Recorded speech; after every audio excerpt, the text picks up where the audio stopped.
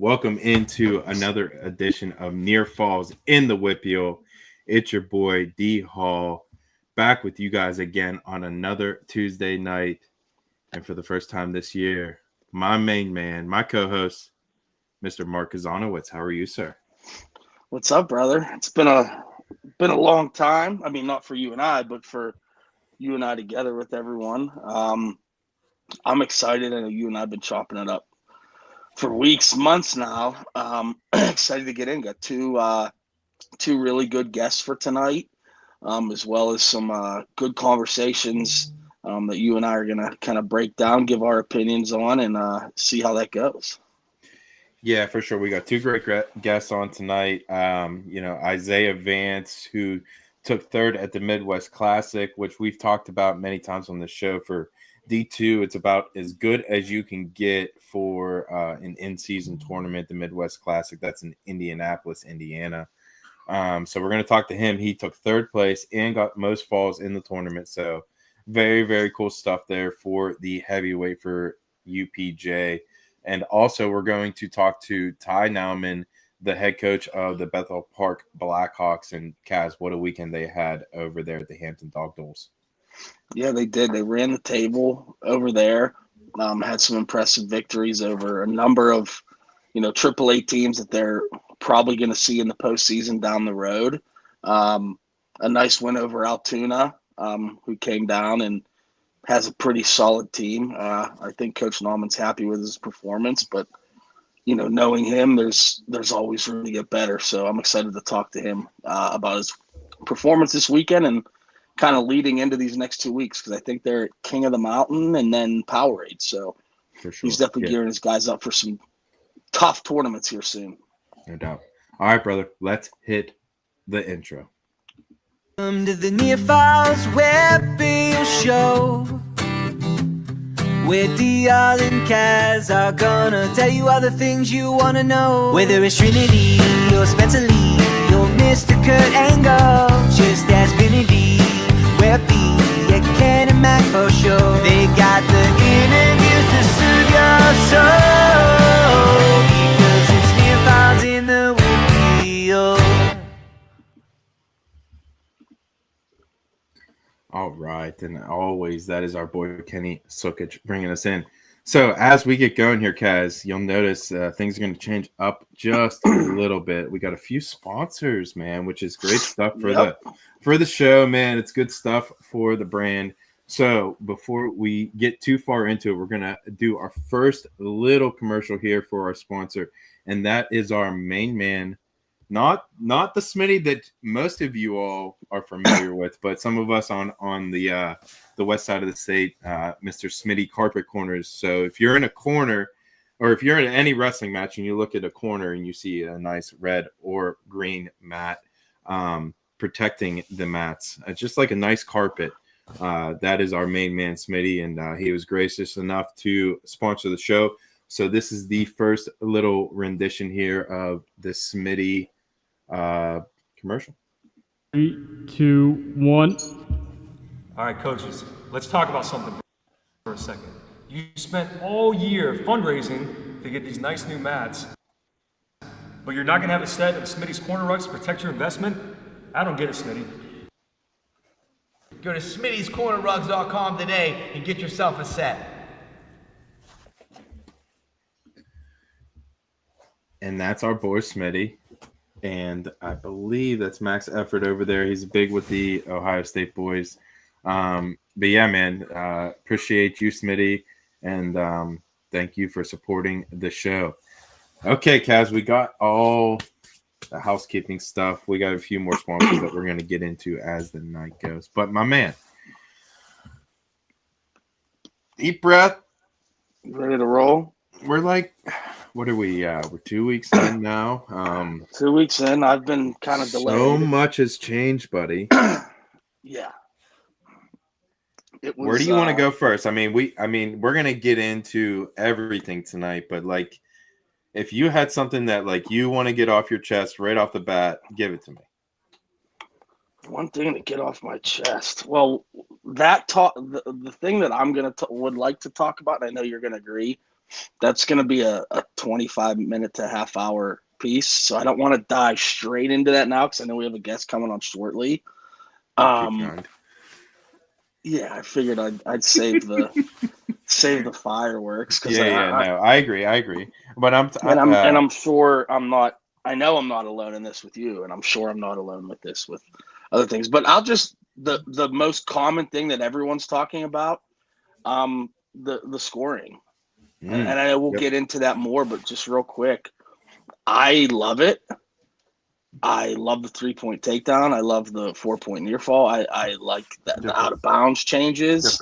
I'm 100% on board. I wasn't crazy about it when college made the transition, but once they did, I liked it. And I've always been the guy that wants high school and college to be as similar as possible, from the scoring to the out of bounds to the weight classes. Obviously, you need more weight classes in high school, but just to prepare these high school wrestlers for the college, just because, and we've talked in other sports, a basketball hoop is 10 feet, whether you play in high school, college, or pro. A football field's 100 yards, whether you play this and that. I wish the scoring had been the same for wrestling to prepare these kids. And now it pretty much is all the same. The only really missing piece from high school to college wrestling is the extra minute period, which I don't think high school should do that. I think 2-2-2 is just fine. And riding time, which I've always been a big proponent of implementing that in high school. I understand the reasons why they can't or they won't, or why people say no. And I'm fine with it not being there. But I've always been a guy that wants it as similar to the college landscape, to prepare these kids the best they can. And adding riding time does that. But I don't see it's a big deal not having it by any means. But the scoring, I love it. And 99 out of 100 people that I've talked to love it. No, I agree. I mean, every guy that I had on, all the head coaches that I had on in the preview, that it was pretty much an echo from everyone in that, they love the scoring system. Much that you said there, Kaz, just the having the same scoring system as college. Now, I understand. I mean, the limitations are there, and we'll see them at some point throughout the year, right? The out of bounds rule. Some of these venues are tighter than others, and there's no doubt. But at the same time, I think it's easier for these refs to make these calls. It's not a discretion call anymore. It's more black and white. Would you agree with that? I mean, we only got one point of contact. That's it now. Yeah. And talking at a couple of the duels I had been to this year, on Wednesday nights with Westmoreland, we always mic up the refs and I love that. talking. That's incredible stuff that you guys do. Yeah, you get to hear their point of view. Yeah. And talking with these officials, off camera, before the match, they all seem to feel that it's a lot easier to officiate under these new rules compared to the old system. I shouldn't say easier to officiate, but like you said, it's more black and white.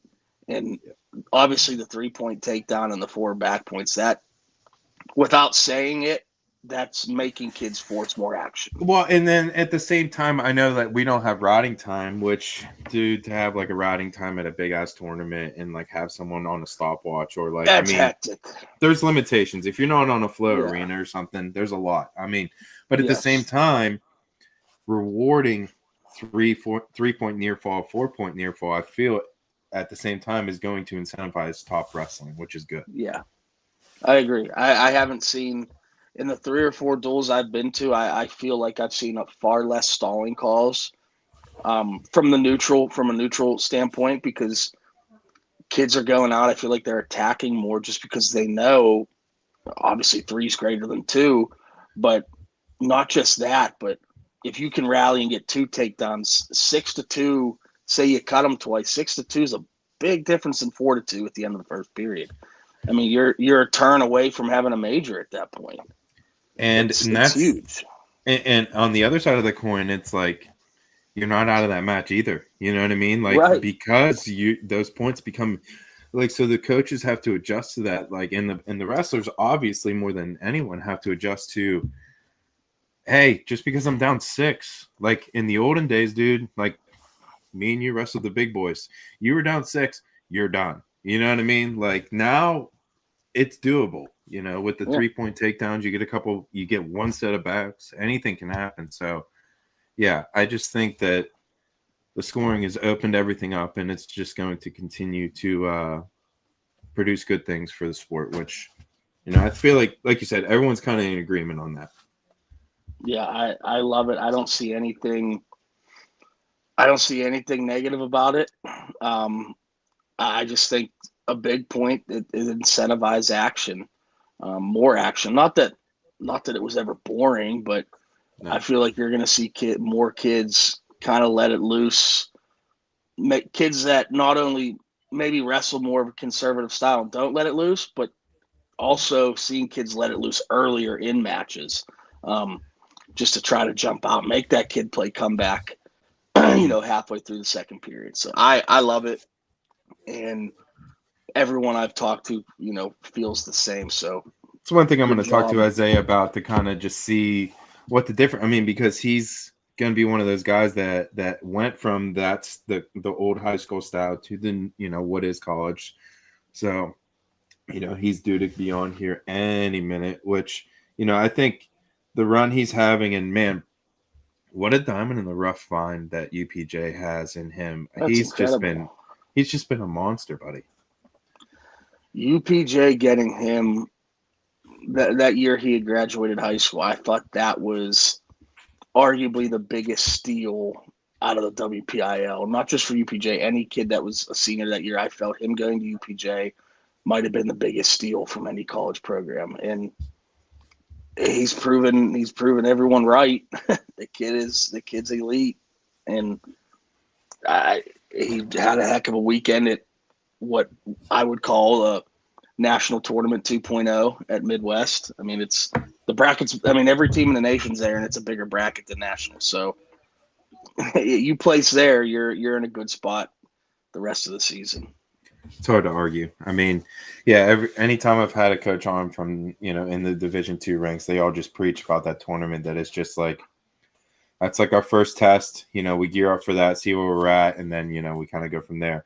And it's a big testament, I think, for Isaiah to look at his run here. I mean, he went, front side, bunch of pins, and then, you take a tough loss.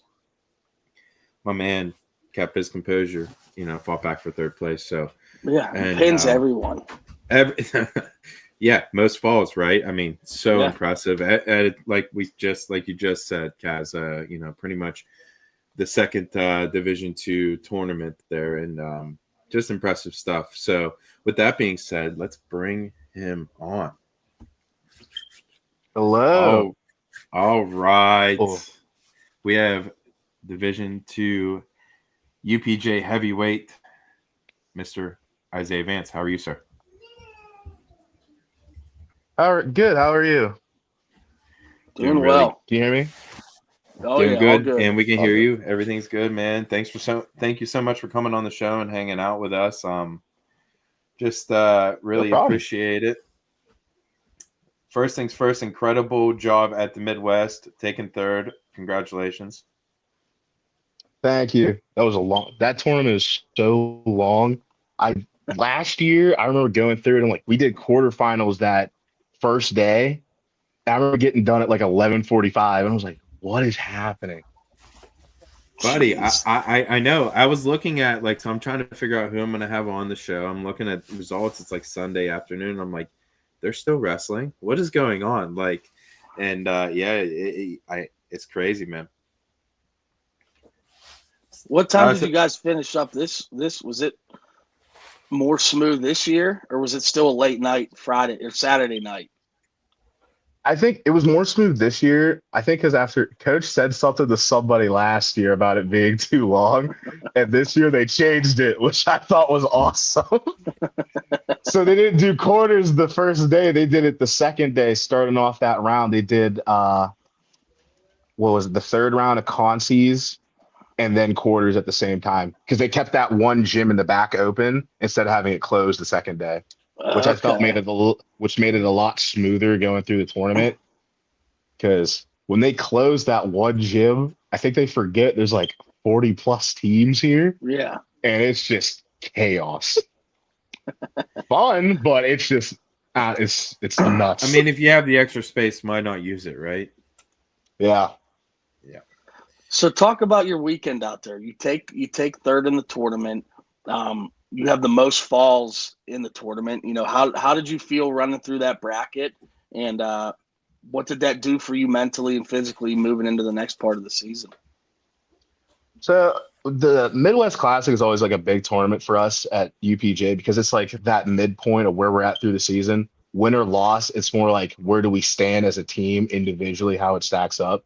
So I went in like mentally thinking, all right, I've been working my butt off these past couple weeks trying to recover from the beginning of the season. I got it. I'm ready to go. So those first couple matches were just like keep up my pace, keep moving, and I just after those like first two, first three, I was just like, oh, I'm good to go. I feel great. I'm ready. It's just that second day, man. It got me. I mean, it did and it didn't, though, buddy. I mean, you came back and you took third, and that's something to be said for just the tenacity to kind of get the next best thing after taking a loss. You know, for the young wrestlers listening out there, how do you keep your mindset, or what's your mindset look like when you take a loss in a big tournament like this? Like a loss like that, it sucks at the moment, like at that moment. But then you have to remember at the end of the day, that loss helps you prepare for your next big match because it helps you fine tune like your style of wrestling. For me, like I'm heavy on just pushing in and like using a lot of my brute strength to, overpower and dominate on the mat. And that worked against me this time because I was pushing in too hard and I got launched. And it happened twice and I got flustered. So now like going into it, I now know like I got to be more composed and stay cool instead of just going in that panic stage. So like losses like that for me are huge. As much as they suck, they help me become a better wrestler. So like at nationals, I don't make that same mistake. That's a good point. I like how you said that about, taking a loss like that in stride. I've always been a proponent of, and not just in wrestling, in any sport, that there's a lot of times where you get more out of a loss than you do a win. And it sounds like your mindset is similar to that in your match at Midwest, that, you could have gone either way. Anybody can. You could have said, whatever, let it beat you up and go take 6. But you clearly rebounded from that loss. Is that a mindset you like to keep, learning from losses just as much, if not more, than wins? Yeah, I like to keep that mindset a lot because the moment I start beating myself down and this is probably a lot said for a lot of people. The moment you start letting those negative emotions and thoughts step in, that's when you start like having those secondhand thoughts, which like limits your potential. But if you can push those emotions aside and see like the benefit, as weird as that sounds, the benefit of taking a loss, you don't grow as a person or a wrestler. Having be able to make that stride to be better helps you in the long run, even outside of wrestling. That's why I try to keep that mindset as much as possible. Coach showed me that when like those first couple of years, because I struggled with that a lot going into like my freshman and sophomore year. And it's now clicking in this year a lot better, which I think man, if I would, that's probably what I would say for like younger people, how to take that. I love Well that. said. Very No, well for said. sure. For me, my next question is obviously, you've mentioned Coach a few times on this show so far. Just talk about, obviously what he meant to you, and it's so much to put into words, but just talk about Coach and just ultimately, how he impacted your life in that.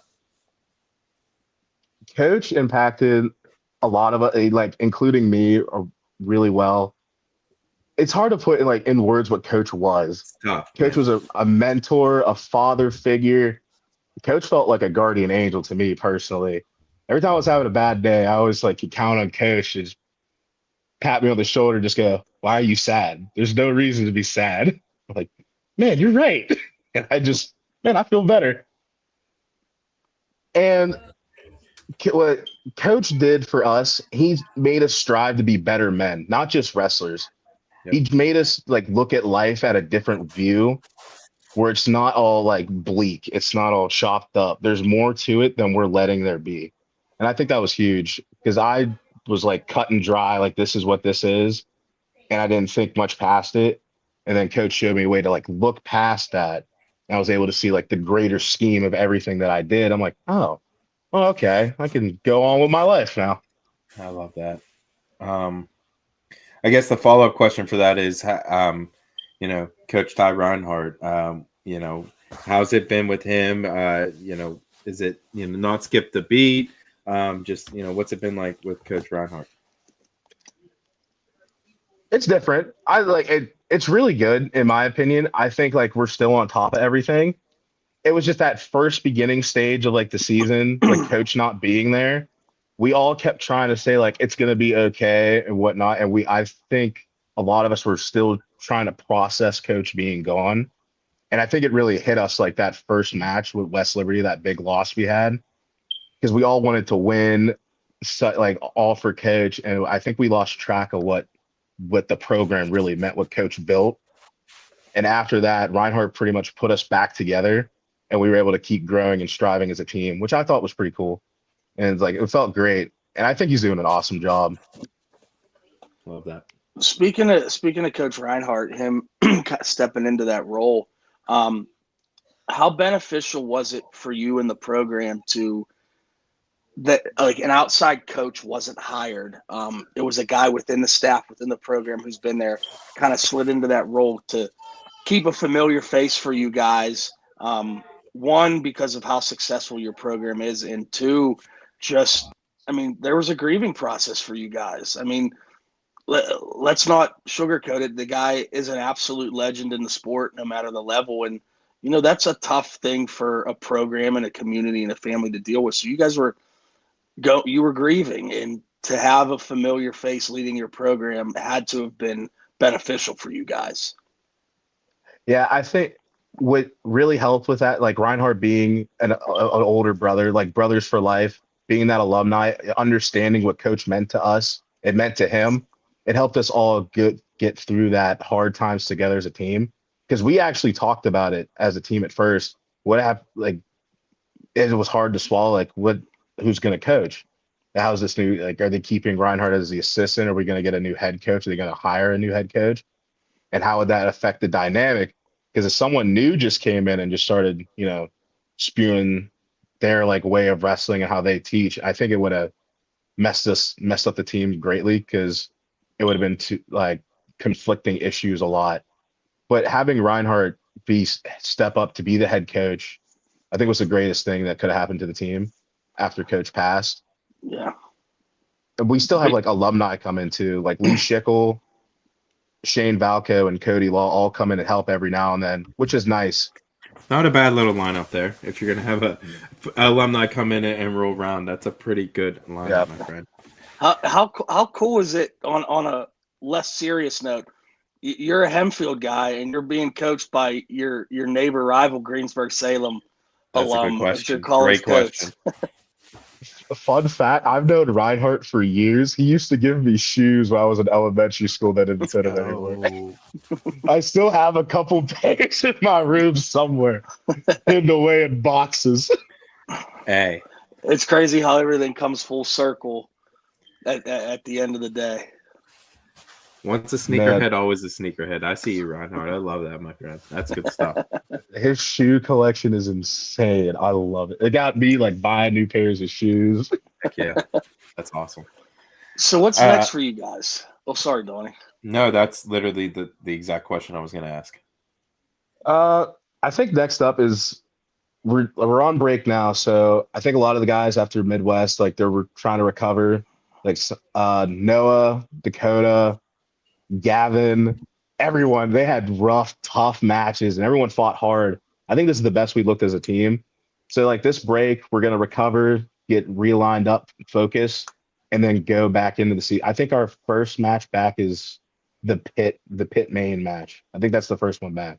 And then we go into that dual meet with Pembroke, and I want to say one team backed out. I think Grand Valley backed out, and I'm forgetting one. It's red. Oh, that looks bad. No, it's fine. It's still like I guess to further on that question, how do you kind of mentally prepare yourself as you get towards regionals and ultimately nationals? I think the way I prep best, it was this Midwest tournament because it let me see, because it's the toughest D2 tournament we have, and all the guys who place will be the ones at nationals, like duking out and competing. And I think seeing like how I stacked up against them, and I personally believe that I did great. And that mental block, like no one's undefeatable, because if you look at the number one seed guy took fifth, like it was everywhere. So it just showed me like anyone can be beat, and I just have to keep moving forward, and I can be that guy to just take it if I just keep that mindset strong. Absolutely. Absolutely. Now, you guys, going back to your high school again, you guys are going to be wrestling at Seton Hill here in the next month or so.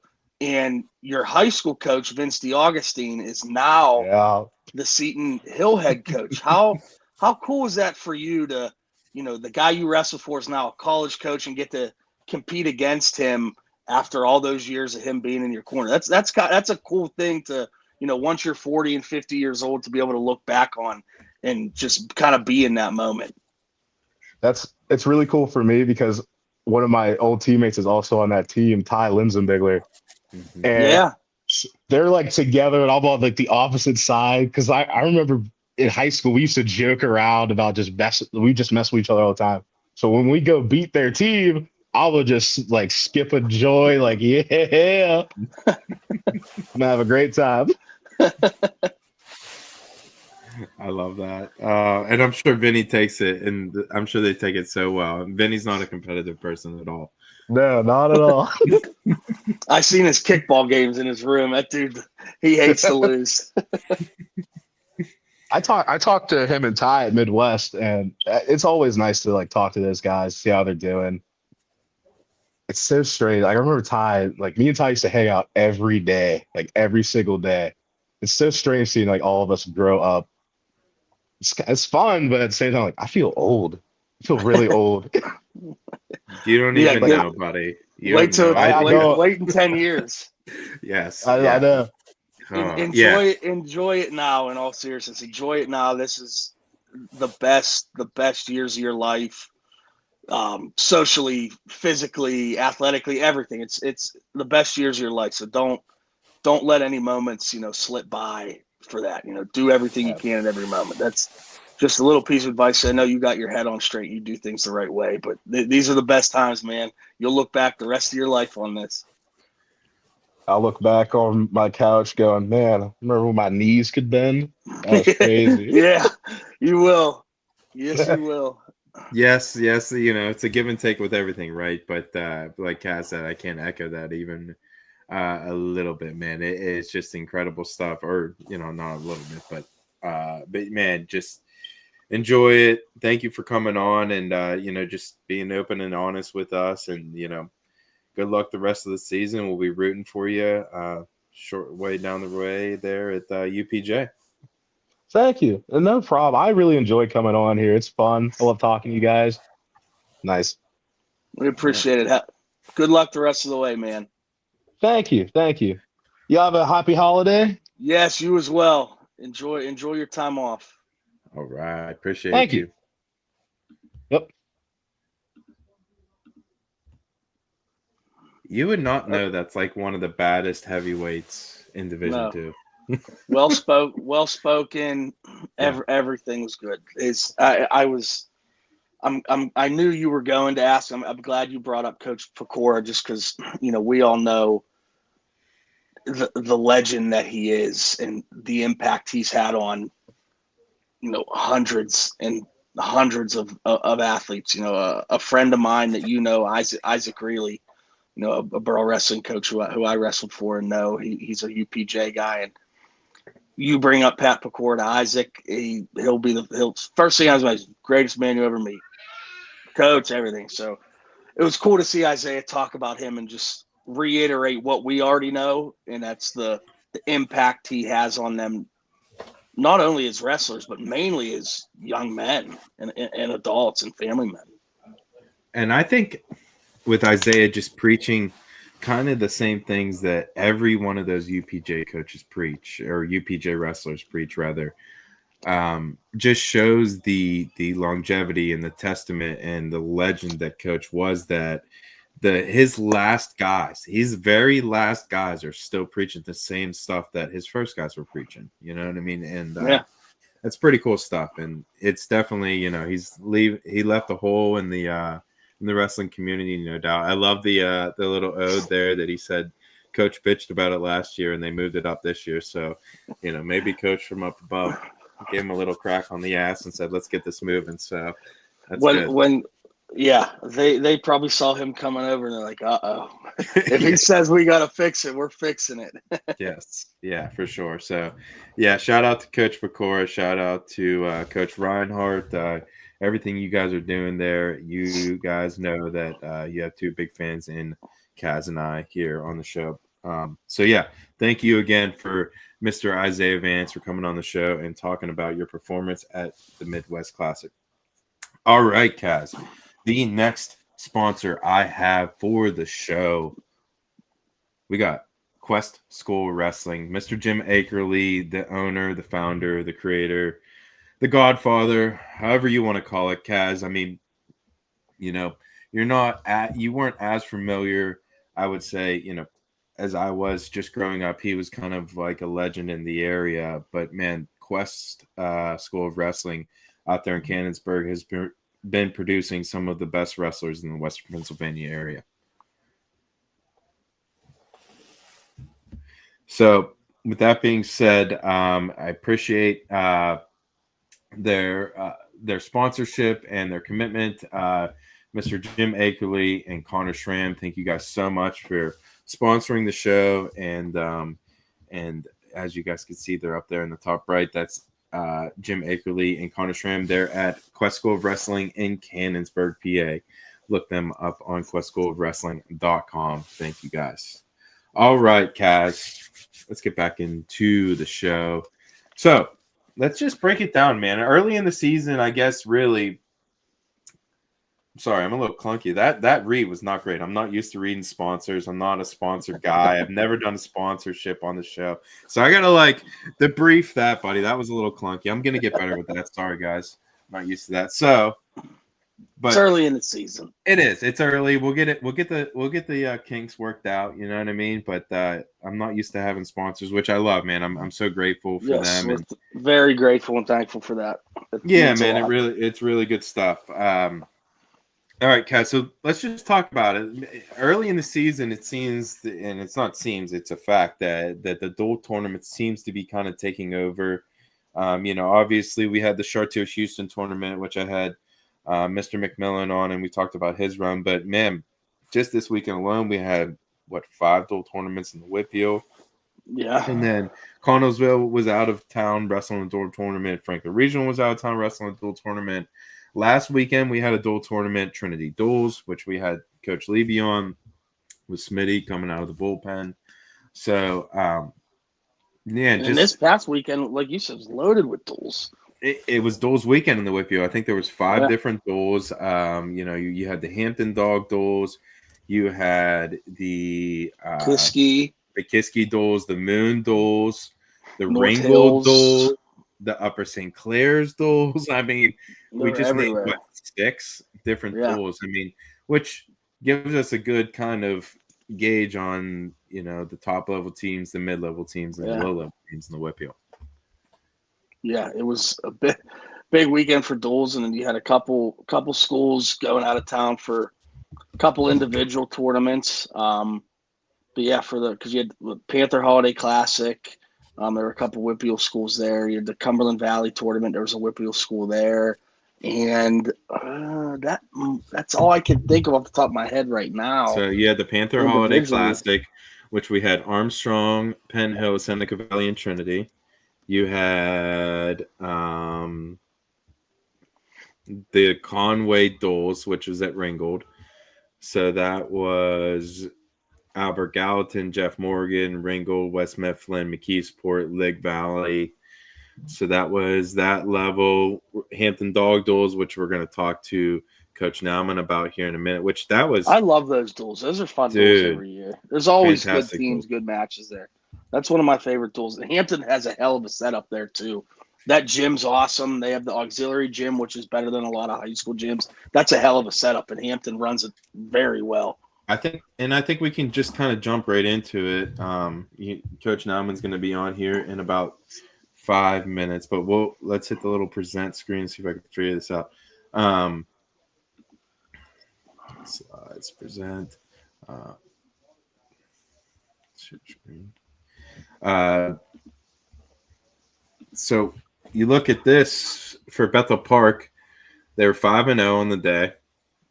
Cass, can you see that? No, you can't see it. It's not presenting. Here we go.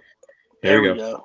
Everyone knows by now after year 4 of this, Donnie and I are the farthest thing from what you would call tech guys. I have a podcast, bro, and I'm not a tech guy at all. So you guys know to bear with us. We make it work. Exactly. We make it work for wrestling boys. So this is the varsity schedule for for Bethel Park, rather. So you just look right here at Hampton. I mean, Altoona, Plum, Cannon-Mac, Latrobe, Fox Chapel. I mean, Cannon-Mac, Latrobe, and Fox Chapel, I would say for me, are all top 10 teams in the WPIAL. Yep, I agree. It was good. This might have been the best competition I've seen there in the past 4 or 5 years at 100%. Hampton. Even Altoona. I mean, Altoona's got a great team. I watched that match, which we'll have to ask Coach who does their Facebook Live, but I was able to watch all their matches and most of them on Facebook Live, which is, very cool stuff. Yeah, that was well run, and I liked seeing there's some newer, I don't think Latrobe's been there. I think Latrobe's a new team there. Cannon Mac's a new team there, I believe. Bethel Park may even be. Did Bethel go there last year? For some reason, I don't think they did. I could be wrong, but I could be wrong too. I don't know. They brought some new schools in, and this duel right here was obviously really good. We got to see some good matchups. Yep. Latrobe's sneaky good. They have some hammers in the lightweight, and obviously Snyder up top. And that's a really good win for Bethel Park, a really good win for Bethel. And Bethel's still there without their 14-pounder, who's one of the better kids in the WPIAL, so they're only going to get better. For sure. No, I think that's a good call. Obviously, me, I got to sneak in on the big boys. This match here was a good one. And both those boys, I think, are going to be top 8-ish in the WPIAL. So I'm excited to, both those guys. Marco Scarton, we watched him, I forget who was the heavyweight that got hurt, and we watched him fill in recently. Wide Held. Yes, that's right. Wide Held was the heavyweight a couple of years ago. He ended up it was in the Cannon Mac match. Broke his hand or something like that. His hand or arm or something in the match, yeah. And Scarton came in as a sophomore and wrestled individuals, and then made it to WPIALs. Filled in, yeah. He filled in well for Held. Every time I think of Held, I still go back to that Joe Enoch County's match. Oh, dude, I remember you texted me I could feel you shaking through the phone. It was the best heavyweight match I ever seen. It's incredible. Never forget that match. Yeah. No, I do. That was that, the Allegheny Counties, or was that a duel? That was the Westmoreland County Finals. It was Held in Joe Enoch. It's probably archived on Westmoreland Sports Network. You're gonna have to go back and watch that, because Smitty on the call for that match was the most electric Smitty I've ever seen, and he's electric 24/7. It was unbelievable. Unbelievable. I love it, and just people ask us why we get so passionate. Just stuff like that, man. Just Smitty, get your juices flowing, just for well, some would call it a high school duel, but we would call it a dogfight. So it's great Yes. stuff. But yeah, so we looked at Bethel Park. I mean, Hampton Dog Duels in general, we saw a bunch of really good matchups. Another one that, I'm looking down the results, Kaz. Bethel Park, or not Bethel Park, where did I see it at? So right here, Fox Chapel beating Cannon Mac is a very tight score. There's I would say, as we kind of figure out what we got going on here, Kaz, I would say there's probably a top 5-ish to 6-ish teams in the WPIAL, and then there's a group of 4 or 5 after that. Yeah, and that's a big win for Fox Chapel. I mean, over the past 2 or 3 years, they've been slowly but surely building and building and building, and Coach Funk's doing a really good job. And for them to beat a Cannon Mac team, one of the blue bloods in the WPIAL, and I would say the state as well, that's a program building win for them. So, good on Fox Chapel for that. Cannon Mac's young, but they're tough. You're in for a fight when you wrestle them, and they're only going to get better throughout the year as well. And then on top of that, you turn around and you go to round 6, and we'll talk to Coach Nauman about it here in a second. But man, Bethel Park 28, Fox Chapel 27. What a tight matchup there. Yeah. Fox Chapel wrestled very well. A lot of close matches too. Mm-hmm. They had a tight one with might have been Altoona. I think they were in a close duel with Altoona as well. But Fox Chapel proved that they're right there. They have to be in the conversation as one of the better teams in WPIAL, and I think they proved that by wrestling Bethel that tough, because I view Bethel as one of the top 2-3 teams in AAA. So credit to them for that. And Bethel had dogfights the whole way down. I mean, every match looks like, you could 1 or 2 matches away from flipping the other way to being a loss. So with that being said, let's bring him on. Let's move this for now. Bring him on. Mr. Tyler Nauman. How are you, sir? All right, guys. How are you? What's up, Doing dude? well. Congratulations on your championship. Fantastic run for your squad. Yeah, they're wrestling well. Appreciate it. Nothing here. Actually, just had to step out of youth practice, helping out here at youth. So this is my little office dungeon here. So we'll see how it goes with the Wi-Fi in this cinder block little whatever this is closet. I guess I have. Well, as those wins stack up, that closet might turn into an office someday there, buddy. But, man, let's just jump right into your team. Last weekend, you guys go out and win the Chartiers Houston tournament. Great way to start off the year at a tournament, that's traditionally pretty tough. They have a lot of schools that it seems like it keeps growing. And then you follow it up with Hampton Dog Duels. And, Kaz and I were just talking about it. It seems like every match could have went either way, but you guys found a way to win every single one of them. Yeah, even Char Houston, we very easily could have lost Char Houston. Our lineups, it's far from what it's gonna be right now. I heard Kaz talk about we don't have Jaden. He had a injury this summer and he's released, but he had 2 practices and wanted to wrestle and probably not at the weight that he should be at. So we kind of held him out, and we're still holding him out. We told him you're not really ready to go to King of the Mountain or Powerade. We put together this schedule to kind of challenge our guys in December. So we're kind of playing. Jaden's a senior. We want him to be able to wrestle. He'll finish the lineup, or not finish, but he'll make the lineup even that much better. But we still there's still some other people moving, different weights. It's not even close to it just missing Jaden. But the matches, like you said, they were all fights. If we lose a match here and there, I to be completely honest, and I'm not taking anything away from any of the teams we wrestled, but I told my guys at the end, I was we went 5-0, but we didn't wrestle like Bethel wrestled, we can wrestle. Last Wednesday we went out and Peters didn't have their lineup, but we ran them out of our gym. Like, it wasn't even close. They went out and they wanted to score points and they wanted techs and pins, and that's what they went and got. We didn't do that this weekend, and that's not the way we wrestle. Like, it's not what we've been doing for the last year and a half that put us fourth in the WPIAL last year. Just it wasn't fully us. So we pulled it out, like you said, the last one by the skin of our teeth. But I truly believe that we lined up with some of those teams again that could be a pretty decent spread. And again, they all fought, they wrestled well, and they came after us, and that's why the WPIAL is so tough. But I do believe, I mean, you wrestle with the lineup that we had. That's the lineup we had. But with Jaden in there, obviously all of those matches are different. But even without that, if we wrestle to our potential, I think with the lineup that we had, it's different as well.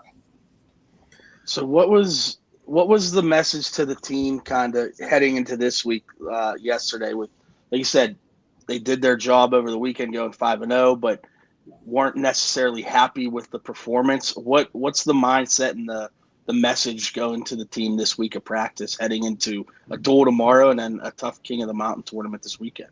I mean, I think what has brought us from when I started to where this team is now, and some of the teams this weekend came over and, are you guys better this year than you were last year without Mason and your state qualifier? And I'm like, well, I mean, we lost 2 or 3 guys, but everybody that's here is a whole offseason better. Like, 3/4 of that lineup wrestled for 8 months of offseason. So, yeah, maybe we are. Like, but I mean, obviously Mason, Corden, they're huge losses. Even Landon Hartman, it's a big loss. But again, our guys are better, but our message never changes. It doesn't matter if we won every one of those matches by 30 or we won 28-27. Like, we could always do better. We're going to preach that, and we're going to push them. And that's what we did on Monday and Tuesday. I sat them down last week, and I said, you guys, we wrestle Wednesday. We wrestle Peters Wednesday. You wrestle Hampton Dulles Saturday. You wrestle Mount Lebanon the following Wednesday. We leave the next day. We practice for an hour and a half, and you get in the van and leave for King of the Mountain.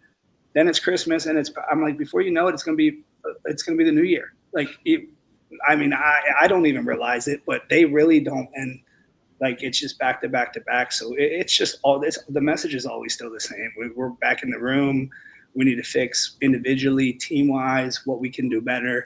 One thing that I preached after, as soon as we got off the mat, like when we were done, some of the matches, like we gave up a pin in the last second of a match. I think might have been some other things with that, but you can't even put yourself in that position. Like, he wasn't even close to being on his back and then laid there. Like, it happens.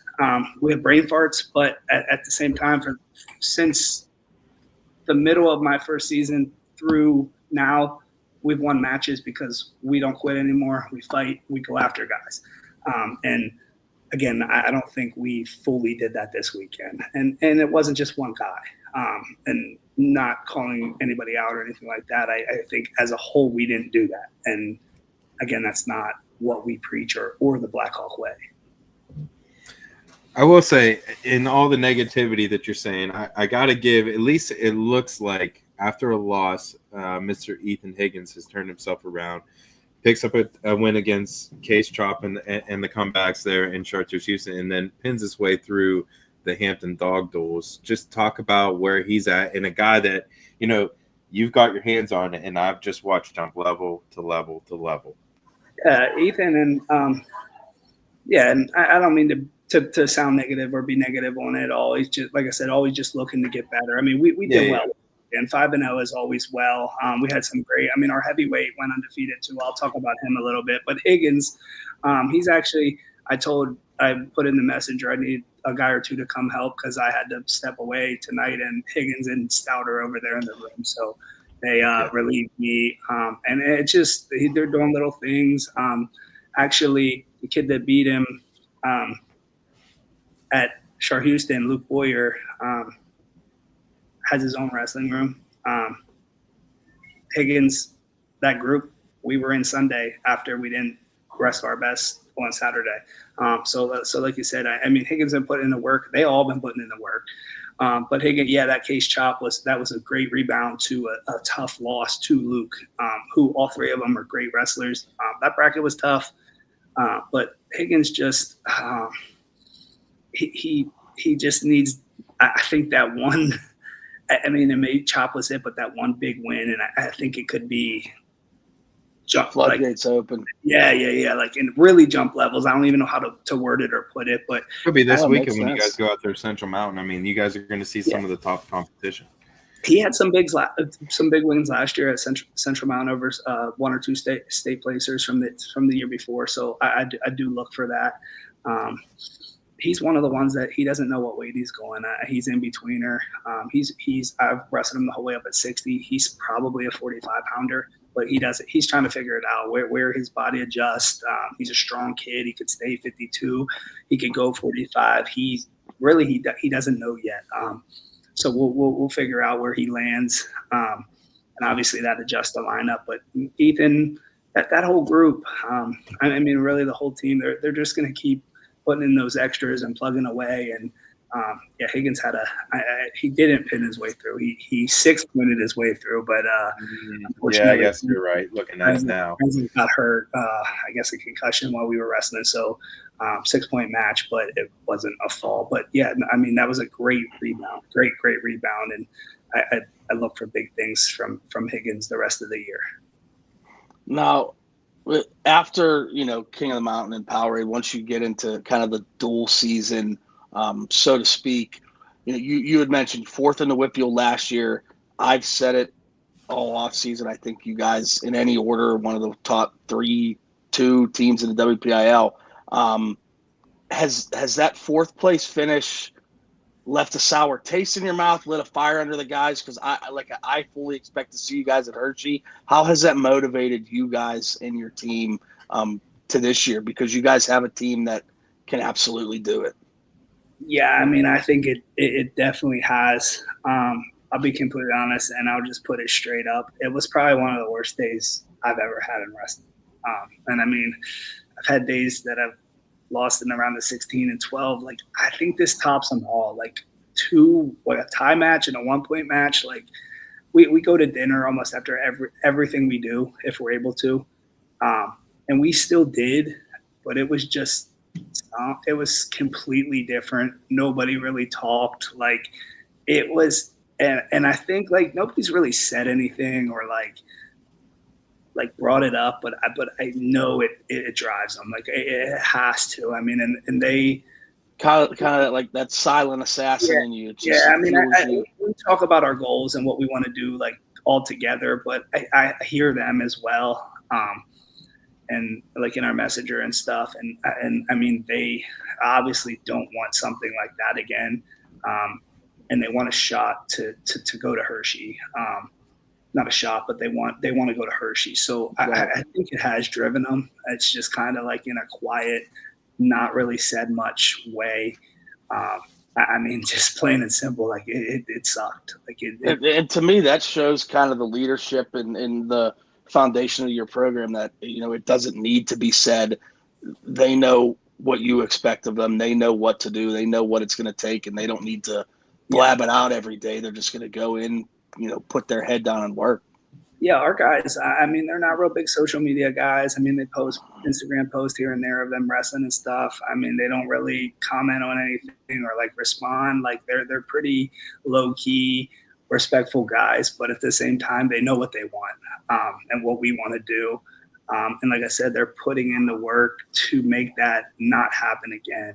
And I do agree with you. I mean, there's some tough top teams, but I think, and I believe this team believes that we can wrestle with pretty much anybody in the WPIAL. We've already wrestled a bunch of them. It's one of the reasons why, and you are right, Kaz, we weren't in the Hampton duels last year. We got in specifically this year. I mean, I'll just straight say it. We wanted to wrestle Cannon Mac since they left our section. And we also tried to wrestle Latrobe. I told Donnie before we tried to wrestle West A. Basically, we were trying to wrestle teams that we thought could win their part of the section or their section. So that's what we were looking for. Last year we went to Greenville. We lost to a AA school that probably would have beat a lot of the teams that were top 4 in the WPIAL. They were And nice last year. That hurt our seeding. So this year last year I took us away. I wanted to wrestle some guys outside of the WPIAL for different. This year I went the different route. Like, well, let's go wrestle WPIAL teams. Like, that's how we're going to seed. And if you're undefeated in the WPIAL, and that's what I took from last year. So we changed it up. Like, and we shot for the better ones. I mean, I'll be completely honest with you. On Monday, January 6th, we wrestle Derry. Now, I saw that on your schedule. They reached out to me. To Coach Hunter Kernan, he helps run practices out at Troy's thing. So they reached out if we wanted to wrestle, and like right away, yeah, like why not? Like that'll be a good duel. Yeah, I mean, to be honest with you, they could beat us, and they could hurt us, but like why not wrestle one of the better teams in AA too? So that was our thinking this year. Like I said, I know we reached out to a couple, and we weren't able to set up like actual dual meets. But I saw Hampton, and I was like, hey, who's all in it? Got the list. I was like, oh, there's 3 or 4 teams here that could, like I said, possibly win their section. Let's go there. And then I saw they sent us the matchups. I'm like, this is perfect. Like, so, and we ended up doing it and doing well. So it worked out for what we were looking for. So for my question, I guess, Kaz and I are going to get into kind of the different changes that the AAA has had as far as regional process, the qualification process. I mean, you guys, you've talked that you want to be one of those teams that make a Hershey team tournament run. I mean, if that happens, you're going to have back-to-back weekends. Obviously that in the lies just has its own difficulties right there, but just talk about your thought process and, how you're going to talk to your guys if in that case happens. Yeah. I mean, Donnie, I talked a little bit about this on the WPIAL preview, but it's going to be a lot. I didn't like it when I was AA and when I was at South Park. It's 4 weekends it's a ton. And I was actually, I believe, one of the ones that brought up like just get rid of sectionals and make everybody go to WPIALs. And they didn't do that, but they did the Friday night, Saturday thing. That was way better. So I was only there for the first year of that, but still it was 3 weekends. My dad, their area, they do 4 weekends every year. Like it's just a ton. And we weigh in enough. Wrestling's grueling as it is. Like you're beating each other up every day. You have to get on the scale. I mean, my guys have been on the scale 4 times already, and we're going to get on the scale 4 more times before the new year. Like it's a lot. And then you add the team stuff. I've said this to a lot of people, but last year, like team stuff we lost and that played a factor. But like when that was over, I was like, oh my God, I feel like I was never home. Like obviously 2 little girls, like I had to move all of that around. Like it just was like Monday night, possibly we could have, so we didn't because we did well, but it could have been Monday night, Wednesday night, Saturday. Like, and then not only that, like, so we got done. And if we would have got 1 place better, or I guess 1 point better, we would have been headed to Hershey on that Wednesday. Well, we didn't do that, but we had to turn around and wrestle TJ on that Wednesday.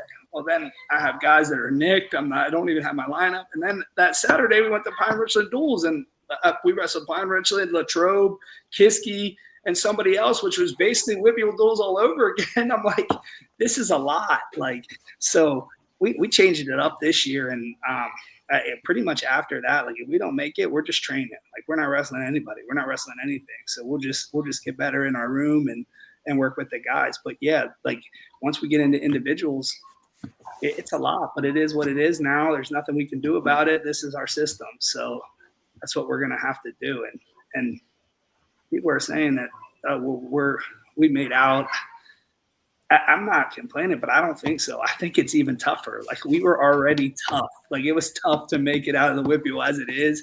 And now you add 20 more teams or whatever close with. And only get 1 more spot. I'm with you. How many state medals with, and I get it. Like everyone tells me, well, all the school numbers are combined, but in the end, you're putting, I think it came out to like 37% of the medals or 40% of the medals or something between the 2 that you combined. So basically, in the end of the day, the best kids aren't going to be at states. And to me, that's not what I'm looking for. Like the best kids, I don't care if they're my kids. I don't care if they're my rivals' kids. Like the best kids should be at the individual state tournament. That's why I'm still for 3 in teams and 1 like jersey in individuals. That'll never happen, unfortunately, but it should be 1 bracket, 40 kids, something like that. And I don't know. I think we need to find a way to limit how long it goes or how many weekends it is. Like, but right now, that's not what it is. So it's going to be a rough, long, tiring, exhausting go for not only coaches but wrestlers. Definitely for the wrestlers, definitely. So that's pretty much my thoughts on it. But like I said, it is what it is, and that's what we're going to do. We're going to shoot to beat team and individuals in Hershey. Kaz, I don't have anything else to you. No, I agree with everything you just said, though. Absolutely. So I'm with you on that. All right, my man, Tyler Nauman, thank you so much for coming on and hanging out with us. No, guys, thanks for having me. Appreciate it. You guys do a great job. Keep covering the sport. Thanks, brother. Good luck this weekend. Tomorrow and this weekend. Yes, sir. Thank you. Thank you. All right. And that was head coach of the resurging Bethel Park Blackhawks, Kaz. I mean, my man has turned that program around quickly in 3 years. It's just it's been impressive to see. You know, obviously the pipeline, you know, is there, but you still got to mold the clay that you're given, right? And he's done a really, really good job of that. Yes, he has. From start until he's where he's at now, and obviously they're only going to get better. Done a really good job with that program, a program that has been well known for years, kind of had I don't want to say a dry spell, but not the expectations of what that program has had over the years. And he has come in and done a damn good job in his about 2.5 years now. And like you said, and I said, it's only going to get better. He's got a good nucleus of kids. So good things happening at Bethel Park right now for sure. And I will read a comment that I posted this on Facebook, and our good buddy Dr. Buck Watkins commented this after I posted it. So I have to read this. I know you'll love it. He said, Bethel Park for the last 3 years has had quite a turnaround. The coaches, parents, and community have everyone bought in. They scrap hard from what I have seen the past few years. WPIAL becomes better when the big programs have a turnaround. And, you know, I agree with Buck there. I mean, when you have the bigger, Absolutely. you know, the bigger schools, the bigger blue bloods, in a sense, start to produce some of the better teams, it makes it more interesting and it makes it more fun across the board. Absolutely. I think that in all sports and especially wrestling, you know, in AAA, when Kiski, North Allegheny, Bethel Park, Connellsville, Trinity, Canemak, West Allen, when those schools are all flourishing, it makes it even better. Same in AA. When the Burrows, the Burgettowns, Quaker Valleys, Freedoms, when those teams are kind of have the history, it's great. It's kind of like any sport. When you're big time program, like look at college football now. Texas was in the dumps for years. And look at them now. It's great when these big time programs are kind of on the rise up. It makes it so much better, and I think we're at that point in AA and AAA, and we may not have been there the past few years collectively, compared to let's say 10 to 15 years ago. But I think we're really, really close to that point. Because some of these AAA teams I shouldn't say have been down, but the bigger programs are starting to get back to where their expectations are, like at Bethel Park, and it's ebbs and flows, right? Like everyone, like these schools have ebbs and flows. Like we watched Kiski go down there for a little bit, and then all of a sudden they're starting to pick it back up. And I don't know. I guess that's probably a good place to turn the page. But before we do that, we do have another ad read. We have one more sponsor for the night. We just came across this. This is Mr. James Jimmy Fleming down there at D1 Wrestling Club. They're just down south of Thomas Jefferson there, Cass. So I recently got put onto this club, and one of the guys there, one of the people that run the gym, is big fans of our shows. They reached out and wanted to be part of that. So I don't know do you remember Jimmy Fleming in high school, buddy? Like one of the baddest dudes, like just used to rip people's arms off. Yep. Yes. So he's running a club down there in Jefferson Hills. So he's got a bunch of guys going down there. Ramil Islamov trains down there, as well as Gladiators. Warshall from Upper St. Clair trains down there. So there's a bunch of kids. Wood City, Gabe Lilly trains down there. So there's a bunch of kids that are training down there. So, you know, as we get going here with the sponsorship, I'll talk about practice times and things of that nature. But again, thank you so much to the D1 Wrestling Club. Thank you. And Jimmy Fleming. Appreciate you. Okay, Cass. So, I mean, I guess, you know, we'll kind of round out the duels. The other duels there's a couple other duels we got to talk about. The other one I would say we got to go to is the Kiski duels. Yeah, real good teams. Very good teams. And, you know, Kiski is a squad that, you know, picks up one of the best freshmen, you know, not only in the WPIAL, not only in the state, but in the country, and Mr. Hutchinson. But their upper weights are very, very nice. But North Allegheny, it seems like North Allegheny is that team that's like ho-hum, fourth, third, fourth, fifth in the WPIAL that's always there. And they're always good, and they do it again here and be a really, really good upstart Kiski team. North Allegheny is always in the mix. They're scrappy. They're well coached. They do everything the right way. Never count them out. And they're always kind of like laying in the weeds come the postseason, and they just burst onto the scene. It's a very good program there, and they had a very good Kiski duels. A win over a good Kiski team. So I was impressed with North Allegheny. I think they're going to be in the mix come the team postseason, right in the thick of things with kind of a group of 5 or 6 teams that are all kind of right there. Yeah, and it was another kind of great showing for the WPIAL at the Kiski duels. North Allegheny was 5-0. Kiski was 4-1. Penn Trafford, which a team that you are very familiar with. Yeah, baby, was 3-2. And buddy, I know that they went 3-2 here, but they are hot early. They had a great tournament up at Hickory last weekend. Squirrel is a bad dude. Yes, he looks really good this year so far. I think the weight's perfect for him. The sky's the limit for him. You hear Travis talk about him. Great kid, hard worker, great family, all that. It's going to be a good year for him. I believe that. And for those that aren't familiar, Travis McKillop calls what is he wrestling? 121 this year, I believe, right? Yes, yep, Mr. Dylan Barrett, but he calls him Squirrel. And man, he kind of wrestles like a squirrel, dude. He's all over you, fast as shit. He's impressive to watch go. And he's not the only one. I mean, Tassel Whitfield's there, a guy that's been in their program for a long time. I believe another Coy brother's in there. So, just Ott brother. Yeah, an Ott brother. They have a good lineup there.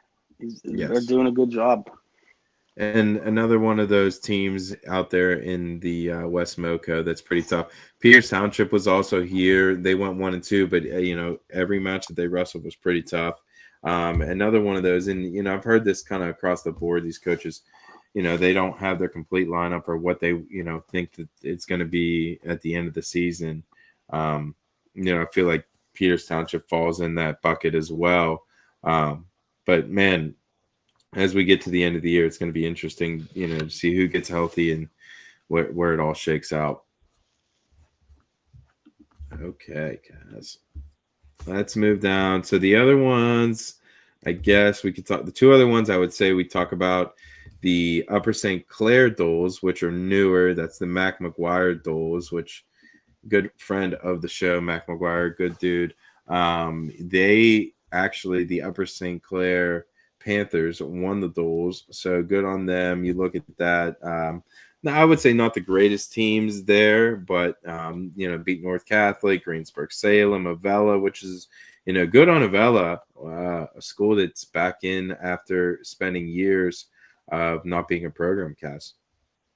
Yeah, small school like that, very small school, going and competing with some bigger schools. They have a pretty solid team too. It looks like they're going to be able to fill a full lineup or close to it at least. Which in Double A, that's half the battle right there alone. Just getting 13 guys or girls in your lineup to fill it, and it's nice seeing Avella in there because back when we were in high school, Avella always had. Maybe their teams weren't competing for team titles, but there was always a kid or two in that lineup that you had your hands full, and you were going to see him at the Giant Center in Hershey. And I was it's just nice having to see this a program conversation like with my family last night. Like Mitch Spencer. Honestly, I Mhm. couldn't even remember his name. But shout out to my sister-in-law, Danielle Evans. She remembered that, and I'm like, you're Yep. right. That's his name. Like I was the kid I was Yep. thinking of. But I mean, he was a monster. Jake Temple was a monster. I mean, they had. You're right. They had dudes, and it's very good to see. A program that has that kind of history get back on the map, which I love. Absolutely. So, but the other duels we got to talk about, the Ringgold duels that we touched briefly on. Ringgold won that 6-0. They won all 6 of their matches, and to no surprise by anyone, they were led by Mr. Jake Conroy, the senior that's committed to Cornell. Man, he's just decking dudes. Big boy just up at like heavyweight this year too, huh? Yeah, I mean, what's the difference? You know what I mean? That dude, it doesn't really matter too much. And he just doesn't deck dudes. He deck dudes quick. He didn't get out of the first period this No. weekend. So I know we're a long way from individuals, but a Yeah. potential Jake Conroy, Shepard Turk, WPIAL finals match at heavyweight is well, going that's to be really does he go fun. heavyweight or 215 is the That's the question. thing. Because He may end up going 215, but if for some reason he is at heavyweight, that's Buddy, a heavyweight match I want to watch. listen, let me run you down his season so far. Okay, 29-second pin, 25-second pin, 18-second pin, 41-second pin, forfeit, tech fall 18-2, 53-second pin, 49-second pin, 38-second pin, 40-second pin, 11-second pin. His 18-2 tech fault, does it say a time on that? Yes, 5 minutes 25 seconds. So he worked his ass off for that one, for the 18-2 tech fall. But my man, So he other doesn't than an spend much 18-2, time on the mat. yeah, other than an 18-2 tech fall, he hasn't wrestled the first minute of a match. It's impressive. That's stuff. impressive. That's impressive. Yeah, it's going to be interesting to see where he's, as the end of the year gets stacked up. Ringgold's not bad either. No, they're going to be not another one bad. of those teams that are sneaky, and they got a few individuals, and when They you were have in the playoffs last year, I'm pretty Yep. sure, and they didn't really lose anything. They'll give teams a battle. Absolutely, I think they have a pretty solid squad at Ringgold. So let's see some of the results we got there. Who was the best team that they wrestled? Like they have Albert Gallatin was there, Jeff Morgan, League Valley, West Mifflin. I would say probably B-level squads, but they did their job. I mean, they didn't lose anything. So let's see here. What was their closest match? 59-15 over Ligonier Valley. 46-24 over Myersdale. 42-30 over Jeff Morgan. That's somewhat close. Smacked McKeesport, smacked Albert Gallatin, and smacked West Mifflin. So, I mean, pretty dominant across the board, which, we'll see where they stack up. But when you got a hammer like Jake Conroy that just, we talked about it in years past. When you got a guy that you can just pencil in as +6, and it doesn't matter who he wrestles, where he's at in the lineup, that is +6. That's like the queen on the chessboard, dude, or the king on the. I mean, that's just that's a cheat code. So he's definitely one of those, and one of the few that are in the WPIAL, I would say. So yeah, I'm excited to see what happens. Agree. So I guess the last duels we got to talk about is the Moon duels, which is the duels that we normally go to, Kaz. This year we skipped out on the high school side. I went to the junior high side, which on a personal note was really cool. My brother's coaching the junior high squad this year. back home from New York, and my little cousin is helping them out, which is, super cool for me to watch them do their thing. Took my brother, took my dad, or took my son, took my dad. So it was very, very cool to kind of go and experience that. But man, Moon's got a squad, buddy, and they've been kind of laying in the weeds there for a few years, but not anymore. They have a squad. Yeah, Yannick's still back. Costa, like they have some guys in that lineup. It's cool seeing a program like that led by a West A guy too. Yes, sir. Yes, sir. Every time I have him on the preview, I always start it off that way, and he has to give a big chuckle there. But and then of course, his dad is around the program, who was like my youth coach, Bo Morocco, which is one of the legends in the West Allegheny program for sure. But yeah, I mean, so Moon's coming. They were 4-2. Laurel had a great weekend. They were 4-2. Laurel, dude, for me, Laurel is my sleeper team in Double A. They're pretty good. They're a sneaky Double A team. They're good. They're good. And they got guys. I mean, they got guys at multiple levels. I mean, they got lightweights, they got middleweights, and they got the big boys. I mean, they got them country boys out there. They're solid. So I think they're definitely one of my sleeper teams in Double A. I mean, they beat West Allegheny in the opening round. West A had some guys out of the lineup, but ultimately, I believe Parkersburg went out and won this. Parkersburg High. I mean, that just goes to show the teams that Palmyra was also in this tournament. They were 5-1. It just goes to show teams want to come in and wrestle the WPIAL, which is awesome to see. Derry was 5-1 on the day. Another Double A school that we've already talked about a few times in the show. I mean, Bethel Park, one of the top AAA schools, want to go out and Double A or duel the Double A school in Derry. So, yeah, man, Moon duels. It seems like all the duels, in their own way, are fantastic. So, yep, very cool stuff to see that go down across the WPIAL this weekend. All right, buddy. Let me see here. I guess the only other thing in here is the North Hills duels. Wasn't too many teams there of note, I would say. I think North Hills was the only WPIAL team, weren't they? Or am I thinking of something else? I'm looking right now. Hold on. Kiski. McGuire, Moon. I missed it. Oh, here it is. No, Burgerstown was there. Montour. North Hills.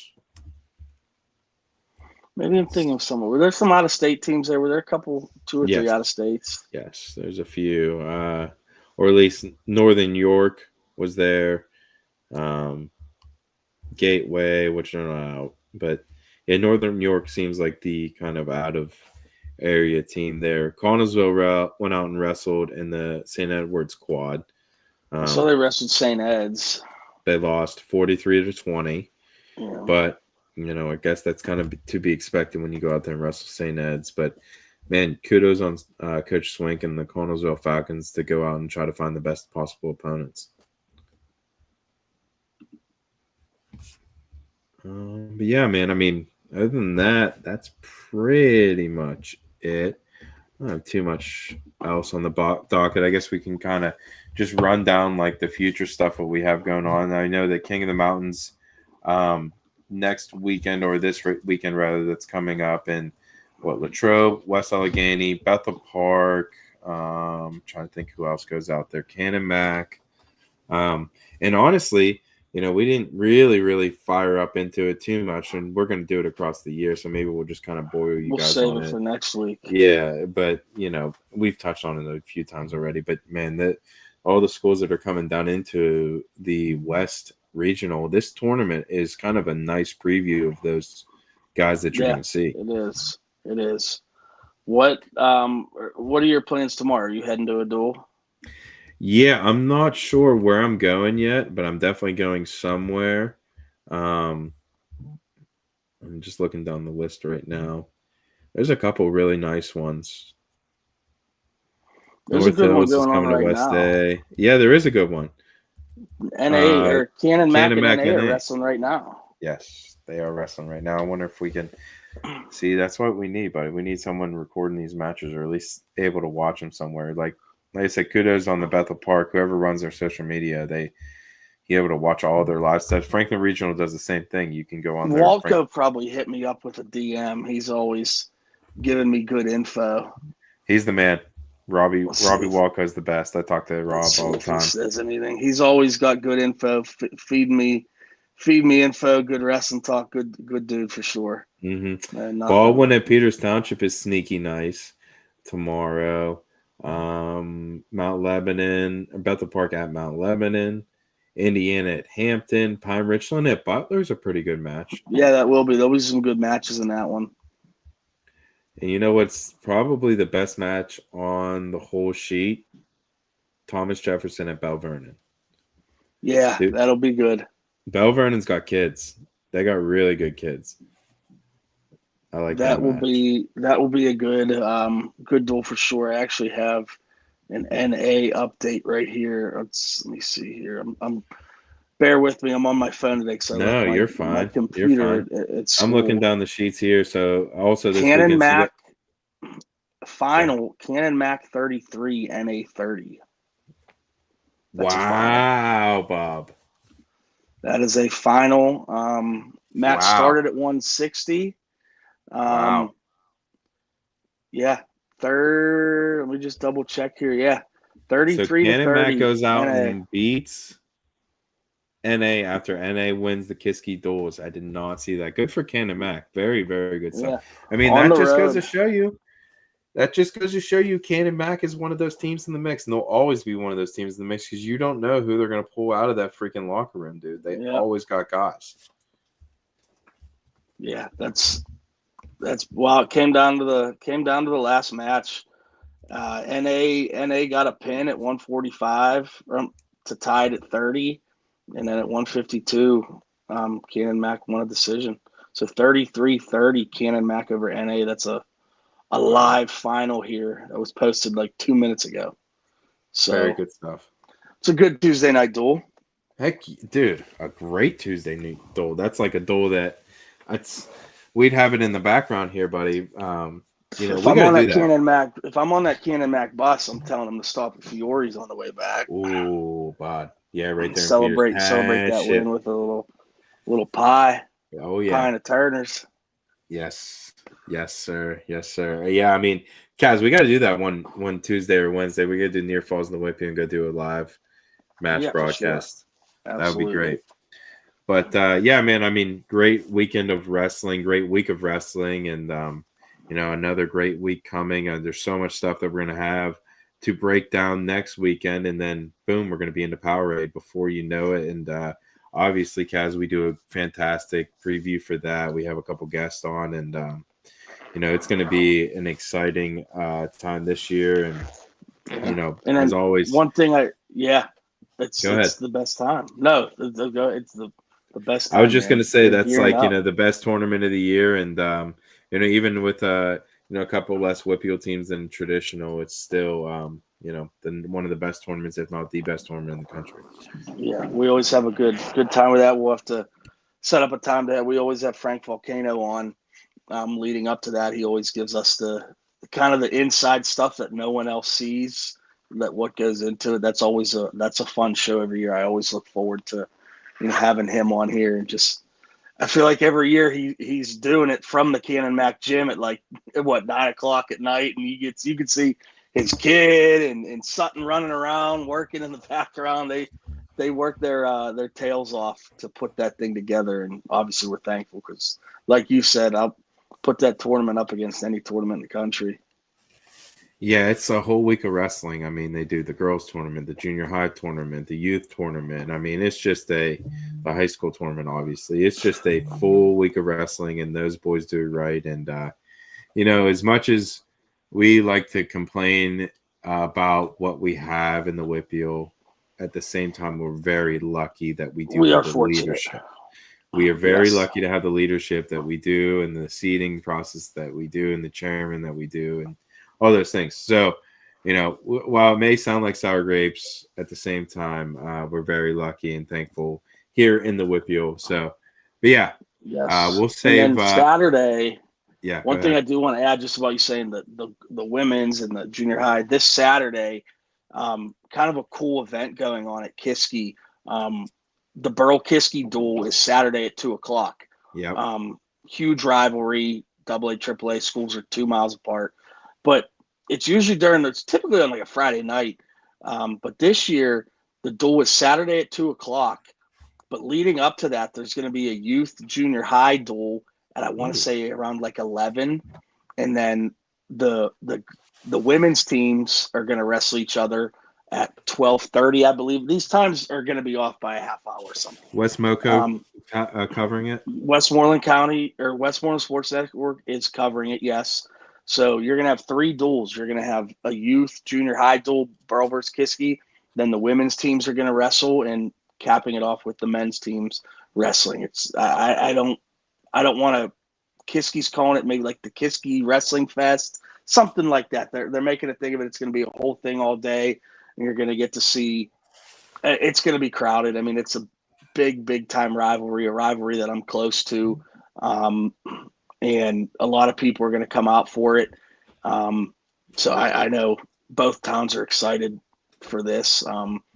There's always excitement when you get rivalries in wrestling in any sports, but making a big spectacle of it with the youth, the junior high, the women's, it's going to be a cool day. Going to be a cool day of wrestling for sure.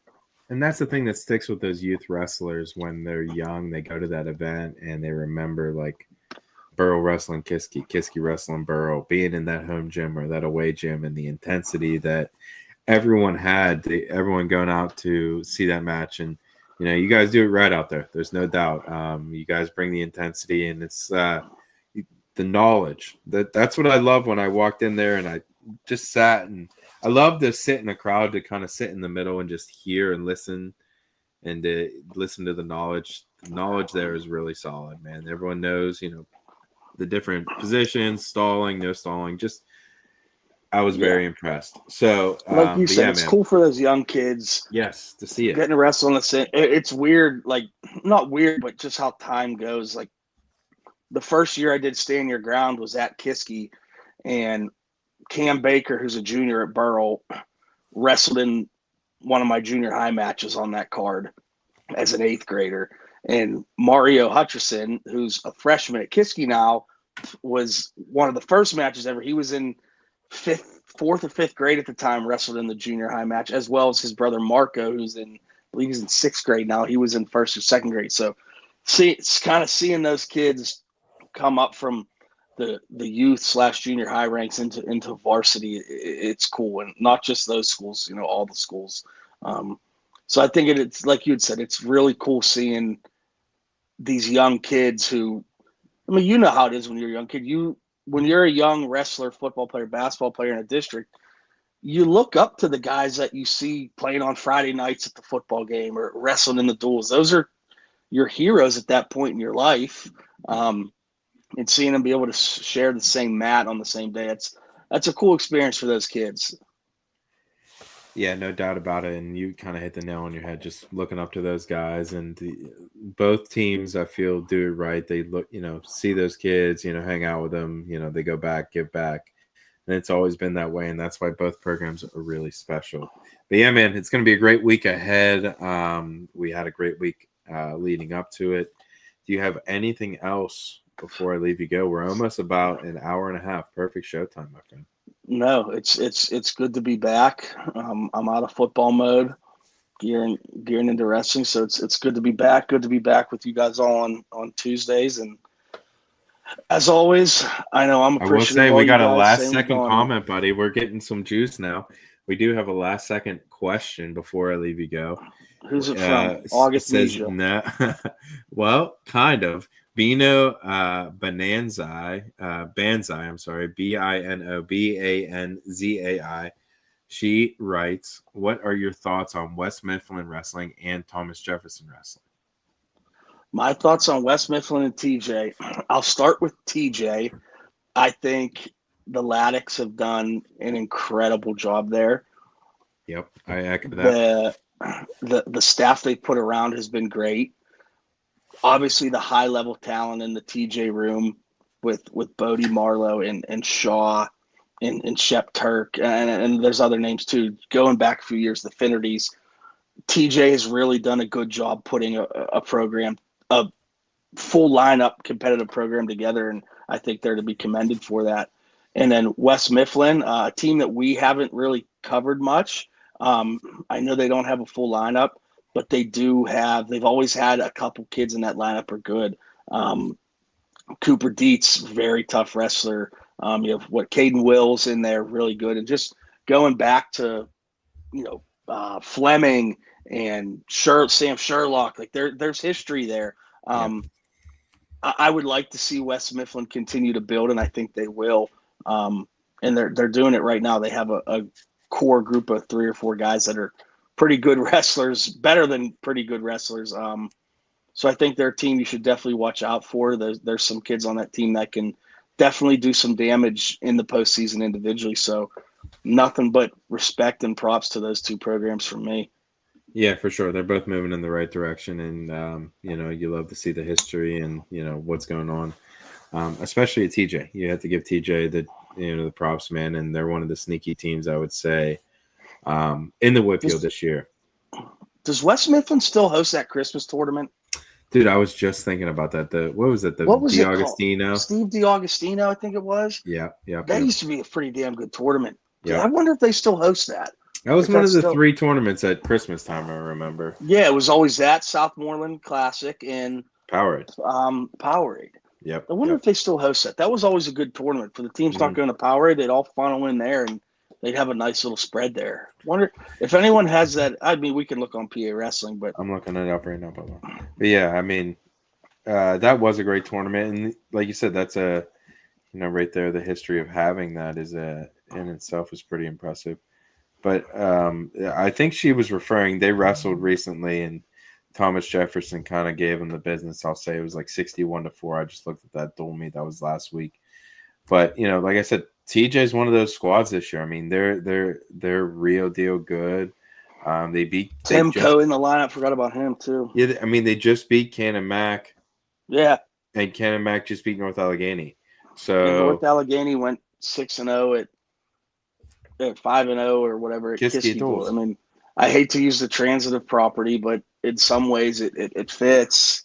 I mean, but dude, that is so honestly it's a transitive property, but like the last few years we've been doing that transitive property shit, and it's been some nice parity the last few years in the WPIAL. There has been. It's been fun. I think the past 2 years, you and I going into like when we were making our team picks, we were like, you and I didn't pick the same team in AAA the past 2 years, but because before that it was okay, Waynesburg next conversation. Yep. There's been some really good parity in AAA team wise, and I like that better. Yeah, me too.